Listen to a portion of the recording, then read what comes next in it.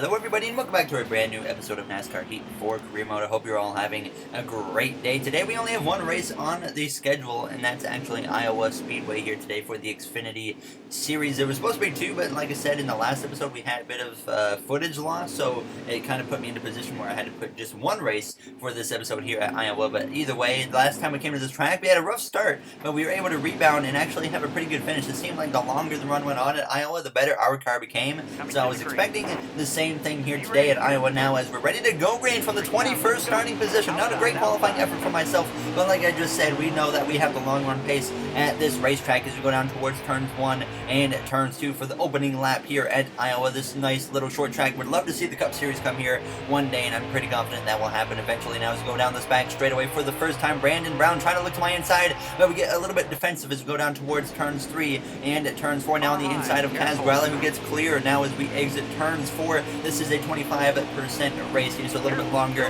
than some of the other races we've done. Now as we go down towards turns 1, passing the Panini car of Greg Golding, looking on the inside of the 35 as we come through turns 1, and on the exit of turns 2, going 3 wide behind us there between Gralla, Golding, and Brown as we go down into turn 3. Now up into P17 after starting down in 21st, so a solid gain here on this opening couple laps.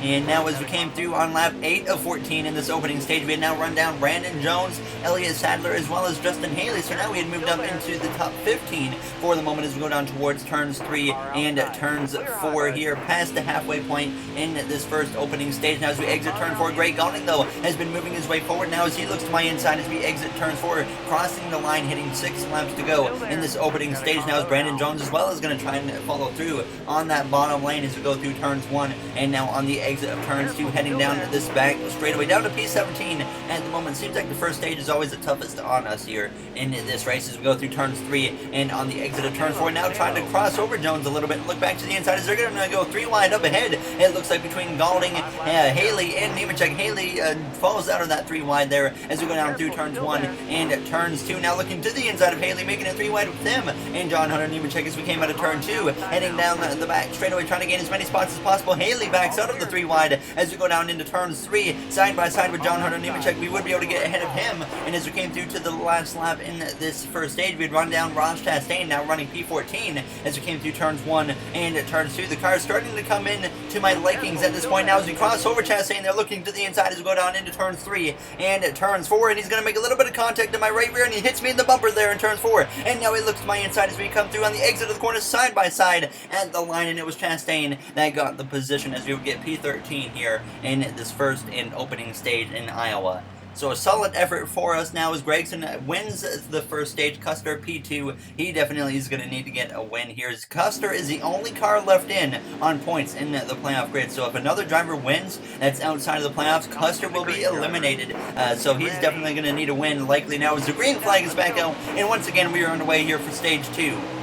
P13 is where we start now as it's 12 laps in this second stage as he already passed Christopher Bell as we go down into turns 1 and turns 2, trying to move up inside of the top 10 now as we come through the center of the corner, passing Kaz Gralla now as we exit turn 2, heading down the back straightaway side by side with the 39 car of Ryan Sieg, who got a win recently here in our career mode. He is going to be a playoff contender now as we go through turn 3 and on the exit of turn 4, looking to the inside now of Jeremy Clements. So certainly the car is starting to come in at this point in the race, so we were gaining a lot of pace as we went down into turns 1 and turn 2 here behind Tyler Reddick, Austin Cindric. There's Gregson leads the way as we exit turn 2, heading down that back straightaway. So just making sure I don't make any silly mistakes, because at this point we know we have the speed that's able to contend up with the front runners now as we exit turn 4 behind Austin Cindric in the 22 car, the 39 of Sieg on my inside at this point here. We get 10 laps to go in this second stage here at Iowa as we go through turns 1 and turns 2. Once again, there you see our teammate of Cole Custer just ahead now as we exit turn 2, getting a little bit sideways at that point, but now as we came through on lap 4, making it 3 wide here with Custer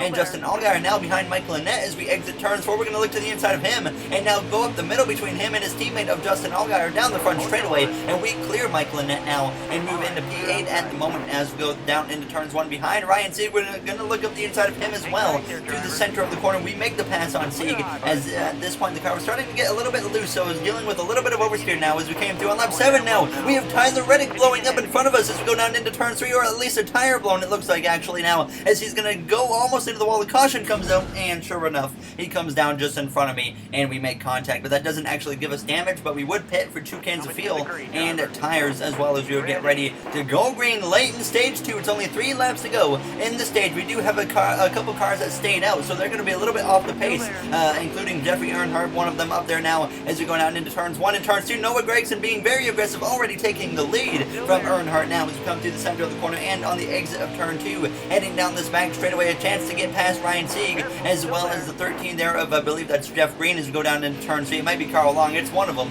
Now as we come through on the exit of turn 4, though, looking up the inside of Jeffrey Earnhardt, we would get up to P4, but we would actually lose a few spots on this lap to Cole Custer, and as well as Kaz Grella, so we start the white flag here in stage 2 as we go down towards turns 1 and turns 2. So fresh tires, just not my strong suit at this racetrack. Now as we come through the center of the corner and on the exit of turn 2 for the final time down the back straightaway in the second stage. Chastain, our rival, closing in as we go down into turns 3 and at turns 4. He might be able to give us a bump, but we got enough of a gap there to where he can't get to my bumper. As we exit turn 4 down the front straightaway, we're going to come through to get a very solid 6th place finish here in this second stage, so nothing to be disappointed about. Noah Gragson wins the second stage here at Iowa. As once again, everyone would be pitting. No tires necessary, but they would be pitting for fuel, so I decided to come in and just throw a little bit of fuel in the car as well. So hopefully this will set us up nicely for this third and final stage here in Iowa. Noah Gragson, a fellow rookie, has shown a lot of speed here recently in our career mode. Now as we get ready to start the third and final stage as the green flag is out, and once again we are underway. Tire wear is certainly going to become a factor because we wore the tires a good bit here in these opening stages as we go down into turns 1 and turns 2, so definitely might need some tire conservation there. As you see, Cindric actually took them 3 wide, and now Cindric takes the lead here in Iowa as we go down the back straightaway. So Austin Cindric with the lead as we go down into turn 3. Chastain, our rival, slides up in front of us as we go down into turns 3 and on the exit now of turns 4, heading down this front straightaway. Behind us we got Christopher Bell and our teammate of Chase Briscoe, as well as I know that these opening laps of this third and final stage were certainly going to be a bit of a struggle on these fresh tires, so I was pretty much just managing what I could until the tires start to fall off. Now as Chastain tries to battle back on the outside as we go down into turns 3 and turns 4. We do take the position though from Ross Chastain and now move up into P7. We would continue running P7 as we came down to lap 39, closing in though on the cars up ahead like John Hunter Nemechek, as the tires are starting to play a role, and obviously the more the tires wear, the more it's going to help me at this racetrack as we go down into turns 3 and turns 4, just slowly closing in on the back of John Hunter Nemechek as we came through on the exit of turn 4, so certainly building up my confidence at this point now as we came through on lap 42, just a few laps later, even closer now to the back of John Hunter Nemechek, starting to deal with a little bit of oversteer as we cross the line. Now there's a spinner up ahead though, and it's Cole Custer, our teammate, as we go down through turns 1, and he just went launched over John Hunter Nemechek. But we would get right back into the action. Custer out of the race. I skipped that so fast because I thought Custer was going to go flying into me, so I didn't want to get the car damaged now as we go through turns 1 and turns 2. Now making some moves up here on the outside lane, but very unfortunate for Cole Custer. One of the first times I think I've seen him crash this season as we go down into turns 3. The tires still in my advantage. Obviously, no one pitted under that caution, at least up front. Now as we exit turns 4, heading down this front straightaway, Gragson continues to lead. Cindric second. Ray Black Jr. having a great run here in the third position as I'm up in P4, running towards the top lane. Might as well say kind of in the middle now as we exit turn 2, heading down the back straightaway, trying to put the pressure on Ray Black Jr. as we go down into turns 3 and turns 4 here on lap 47 of 62. So closing in towards the end of this race now is Ray Black. He would actually get past Austin Cindric, as well as I would kind of get a little bit stuck here behind Cindric, not quite able to make a pass on him as Gragson and Ray Black Jr. were driving away at this point, dealing with a lot of oversteer in this car,